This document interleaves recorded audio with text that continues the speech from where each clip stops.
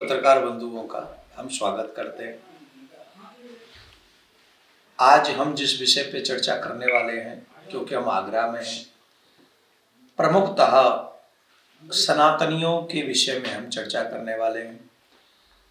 आपको याद होगा कि कुछ समय पूर्व हमने जामा मस्जिद की सीढ़ियों में केशव देव जी हैं ऐसा एक दावा कोर्ट में केस किया है, जो केस हम लोग लड़ रहे हैं।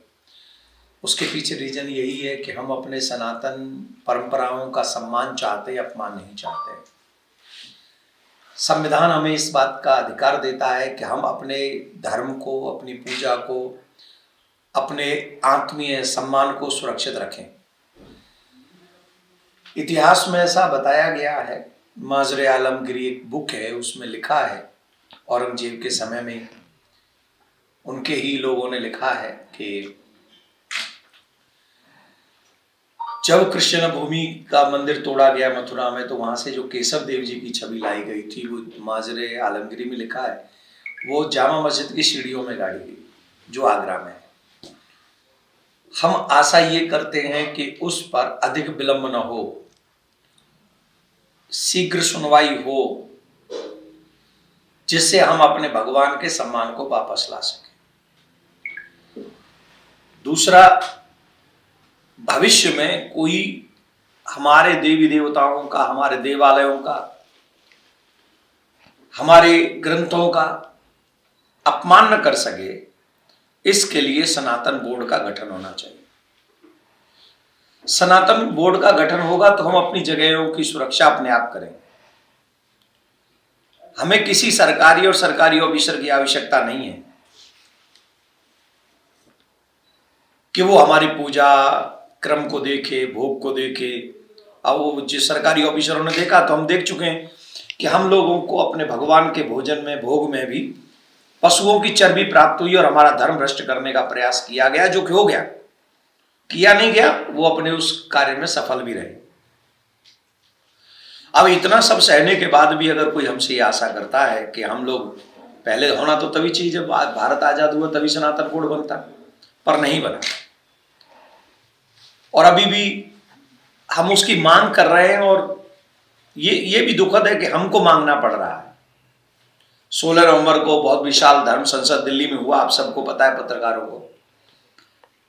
आगे भी ऐसा ही कार्य आगे बढ़ते रहेंगे। तो जामा मस्जिद की सीढ़ी में जो केशव देव जी हैं वो निकले। काफी लोग कह रहे हैं कि हर मस्जिद में आप भगवान ढूंढ रहे हो, वो हमें ज्ञान बांट रहे हैं। क्या आप हर मस्जिद में जाके ज्ञान भगवान ढूंढ रहे हो, शिवलिंग ढूंढ रहे हो, भगवान को पता कर रहे हो, मंदिर ढूंढ रहे हो? मैं आप सबसे जानना चाहता हूं, हमें ज्ञान देने वाले लोग ये बताएं कि हमारे मंदिरों के ऊपर मस्जिद क्यों बनाई गई?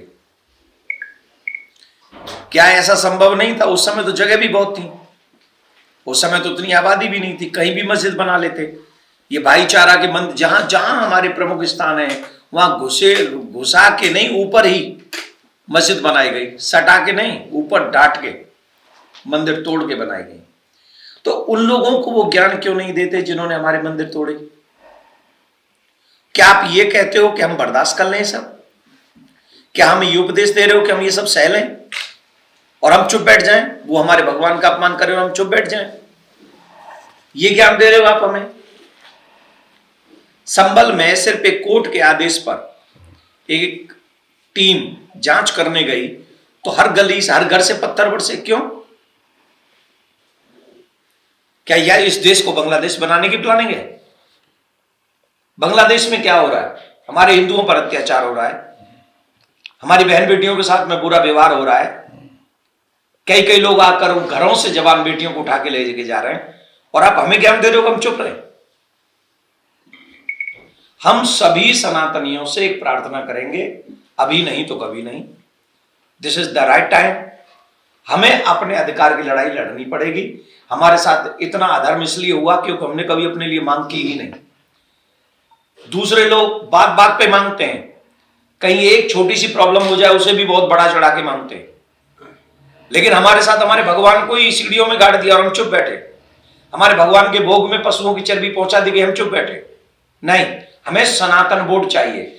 अभी कुछ दिनों से मैं ये भी देख रहा हूं कि सनातन बोर्ड की जो मुहिम इतनी बड़ी हो गई, पूरे देश में पहुंच गई, जगह जगह पर वो पहुंची है और मैं जहां भी जा रहा हूं वहां लोग सनातन बोर्ड की बात कर रहे हैं। लेकिन अब उस मुहिम को भी तोड़ने की कोशिश की जा रही है, उसे कमजोर करने की कोशिश की जा रही है। कैसे की जा रही है मैं वो बताना उचित नहीं समझता हूं, लेकिन इतना समझ लें सभी हिंदू लोग कि कुछ लोग प्लानिंग के तहत हमारी उस मुहिम को कमजोर करना चाहते हैं। वो नहीं चाहते कि सनातन बोर्ड की बात आगे तक जाए, वो नहीं चाहते कि भारत में सनातन बोर्ड बने। इसके लिए वो भीतरी भीतरी प्लानिंग कर रहे हैं कुछ, और ऐसी प्लानिंग कर रहे हैं कि वो कुछ भी कर सकते हैं। मैं इशारा ही कर रहा हूं, मैं कोई सहानुभूति नहीं बटोरना चाहता आपसे। तो मैं ये आशा करता हूं आप सभी सनातनियों से, जिंदगी हर घड़ी एक नई जंग है, जीत जाएंगे हम अगर तू संग है। अगर हमारे सनातनी हमारे साथ खड़े हो गए तो किसी माई के लाल की हिम्मत नहीं कि वो सनातन बोर्ड बनने से रोक ले। और अगर सनातनी इसमें नहीं जगे और सनातनियों ने अगर हमारा साथ नहीं दिया, आप ये मत सोचिए कि हमने सिर्फ बातों ही बातों में सनातन बोर्ड की बात कर ली है। हमने भी रिस्क लिया अपने सनातन धर्म को बचाने के लिए, अपने धर्म को बचाने के लिए हमने बहुत बड़ा रिस्क लिया। और वो रिस्क लिया है सिर्फ अपने सनातनियों के लिए, आने वाली पीढ़ी के लिए, अपने धर्म के लिए, और हमारा कोई मकसद नहीं। हमें कोई एमएलए एमपी नहीं बनना है। लेकिन आपसे आशा करते हैं अगर आपने हमारा साथ नहीं दिया तो हो सकता है कि जो इस मुहिम को कमजोर करना चाहते हैं वो सफल हों और फिर सनातन बोर्ड हम नहीं बना पाए। और अगर आप लोगों ने हमारा साथ दिया तो सनातन बोर्ड बनेगा, मंदिर सुरक्षित होंगे, गौशालाएं बनेंगी, गुरुकुलम बनेंगे, हॉस्पिटल बनेंगे और अनाथों की सेवा होगी। और एक बात, आपके साथ के कारण ही केशव देव जी जामा मस्जिद की सीढ़ी से आएंगे, ऐसा हमारा निश्चय है। आप सबसे हम एक निवेदन कर रहे हैं, अभी से कुंभ में पहुंचने की तैयारी करें। आप लोग तैयारी करें कि हम कुंभ में पहुंचे, और वो डेट वो सब चीजें हम आपको बता देंगे, एड्रेस भी हम आपको बताएंगे। जितने भी सनातनी पूरे देश में विदेश में हमें सुन रहे हैं, 25 तारीख से लेके 28-29 तारीख के बीच में एक कार्यक्रम हम करेंगे वहां पर, और वो सनातन बोर्ड के लिए करेंगे। आपसे आशा करते हैं, बहुत जल्दी उसकी डेट भी हम कंफर्म कर देंगे। आपसे आशा है कि आप लोग सभी सनातनी अपने अधिकार की लड़ाई के लिए, सनातन बोर्ड के निर्माण के लिए, कृष्ण भूमि की मंदिर का निर्माण हो सके इसके लिए, क्योंकि कृष्ण भूमि का मंदिर, राम मंदिर बन गया हम खुश हो गए, अभी मथुरा बाकी है। ज्यादा खुश होने की आवश्यकता नहीं है, अभी काशी विश्वनाथ तो बाकी है, बहुत सारे मंदिर बाकी हैं, हमें ये मंदिर बनवाने हैं। और आप सबसे आग्रह है हमारा कि आप इसमें हमारा साथ दें, सनातन न्यास फाउंडेशन से जुड़े। आप लोग भी अपने चैनलों पे या पत्रों में इसको छाप देंगे तो जितने भी विश्व में, देश में कहीं भी आप इसको सुन रहे तो उससे आप भी हमारे साथ जुड़ेंगे। जो जो अपने अपने डिस्ट्रिक्ट में काम करना चाहते हैं सनातन बोर्ड के लिए, कृष्ण भूमि के लिए, जामा मस्जिद की सीढ़ियों के नीचे से ठाकुर जी को लाने के लिए, वो भी हमारे साथ जुड़े और हम हमारे इस कार्य को आगे बढ़ाएं। जहां भी हैं वहीं से जुड़ें और सनातन बोर्ड के गठन में हमारा सहयोग करें।